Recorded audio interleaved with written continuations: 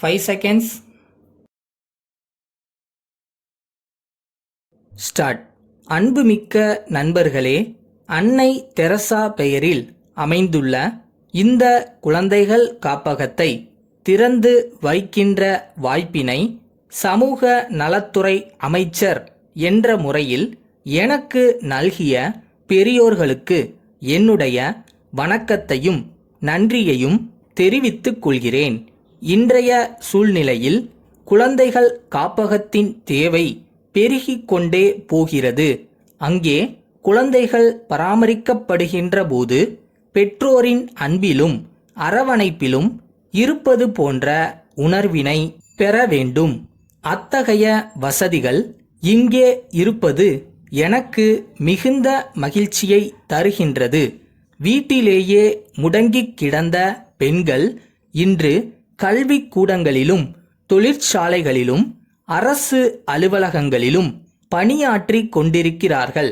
நவநாகரிக வாழ்க்கையில் கணவன் மனைவி இருவரும் பொருளீட்டினால்தான் வசதியான வாழ்க்கை, வளமான வாழ்க்கை அமையும் என்ற எண்ணம் வேரூன்றி விட்டதை நீங்கள் நன்கு அறிவீர்கள்.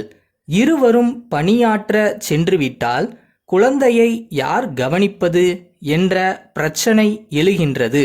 இந்த காரணத்தினாலேயே முன்பெல்லாம் பெண்கள் வேலைக்கு செல்லாமல் இருந்தார்கள். வேலைக்கு சென்றாலும் திருமணத்திற்கு பின் அந்த வேலையை விட்டுவிடக்கூடிய நிலைமை ஏற்பட்டது. இந்த பிரச்சனைக்கு ஒரு தீர்வு காண்கின்ற முயற்சியிலேதான் குழந்தைகள் காப்பகம் தோன்றியது. இது பணிக்கு செல்லும் பெண்களுக்கு ஒரு வரப்பிரசாதமாக அமைந்துள்ளது என்பதை தெரிவித்துக் கொள்கிறேன். இந்த காப்பகத்தில் குழந்தைகள் பராமரிப்பில் தேர்ச்சி பெற்ற செவிலியர்களும் ஆயாக்களும் இருக்கிறார்கள். குழந்தைகள் மகிழ்ச்சியாக இருக்க விதவிதமான விளையாட்டு பொருள்கள் இருக்கின்றன. இயற்கையான முறையில் குழந்தைகளின் ஆரோக்கியத்தை பேணுகின்ற வகையில் காப்பகத்தை சுற்றி அழகிய பூச்செடிகள் வளர்க்கப்படுகின்றன. இந்த நேரத்தில் இங்கே ஒன்றை சுட்டிக்காட்ட விரும்புகிறேன். இளமையில் கல் என்பது ஒரு முதுமொழி. அதற்கேற்ப 5வது வயதிலேயே குழந்தைகளை பள்ளிக்கூடத்திற்கு அனுப்ப வேண்டுமென்ற சிந்தனை இருந்தது. ஆனால் இப்போது அந்த கூற்று மாறிவிட்டது. கருவிலேயே குழந்தை கேட்கும் திறமை பெற்றுள்ளதாக அறிவியலாளர்கள் கூறுகிறார்கள்.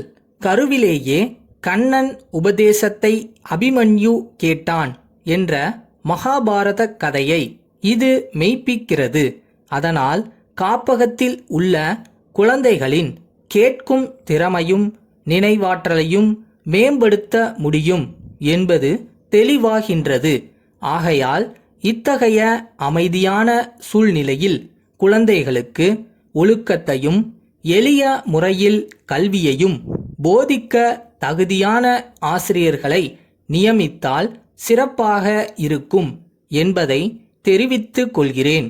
இங்கே பராமரிக்கப்படுகின்ற குழந்தைகளின் மருத்துவ வசதிக்காக அருகிலுள்ள அரசு மருத்துவமனையில் பணியாற்றுகின்ற ஒரு மருத்துவரை அவ்வப்போது வந்து சிகிச்சை அளிக்க நான் ஏற்பாடு செய்கிறேன்.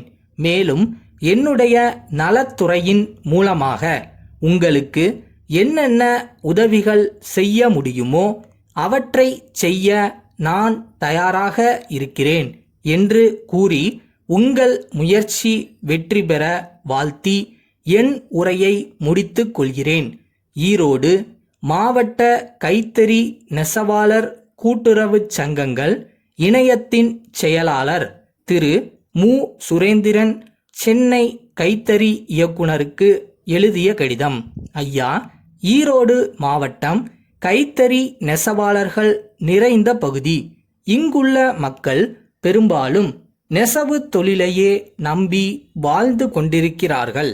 வறட்சியின் காரணமாக பருத்தி உற்பத்தி குறைந்து விட்டதால் நூல் விலை அதிகமாக இருக்கிறது.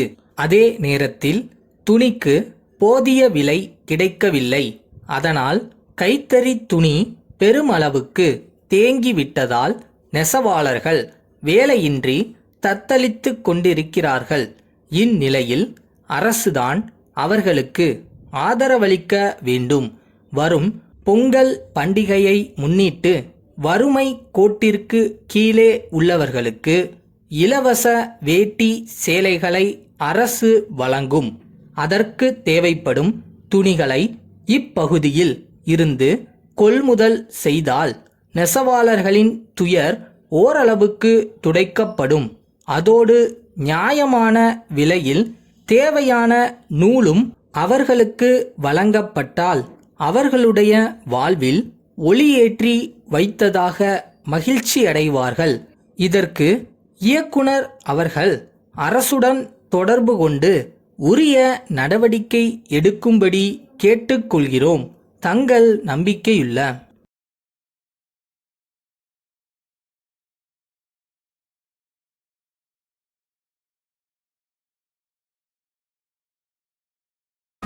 ஒரு வேலைன்னு எடுத்தால் டே அண்ட் நைட் ஒர்க் பண்ணுற ஹார்ட் ஒர்க் வேணும். அது இருந்தால் போதும் எந்த விஷயத்தையும் ஈஸியாக ஜெயிக்கலாம்.